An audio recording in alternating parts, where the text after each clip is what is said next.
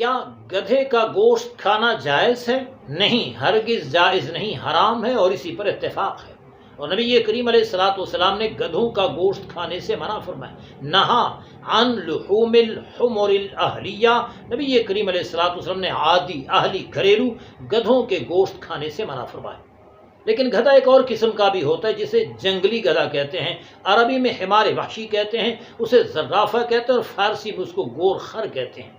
اس کا گوشت کھانا جائز ہے، اور خود نبی کریم علیہ الصلوۃ والسلام نے اس کا گوشت کھانے کا حکم دیا کہ تم کھا سکتے ہو۔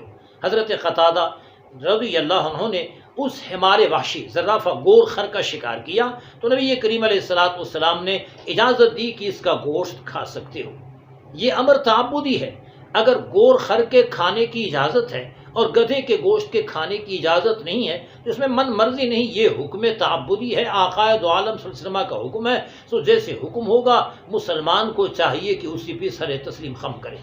علماء کرام نے دونوں میں ایک فرق کو واضح کیا، اور فرق یہ ہے کہ جو جنگلی گدھا ہے وہ نجس خور نہیں ہے، گندگی نہیں کھاتا، بلکہ وہ گھاس پہ گزارا کرتا ہے، اور جو گدھا گھریلو ہے جسے ہم رکھتے ہیں گھر میں، گلی میں، کوچے میں جو دیکھتے ہیں، یہ گدھا نجس خور ہے، گندگی غلاظت بھی کھاتا ہے، اس لیے بھی اس کا کھانا جائز نہیں ہے۔ لہذا یہ ڈاؤٹ نہ رہے کہ گھریلو گدھے کا گوشت کھانا حرام ہے اور جنگلی گدھے کا گوشت کھانا جائز ہے، جسے گور خر، زرافہ اور عربی زبان میں حمار وحشی کہتے ہیں۔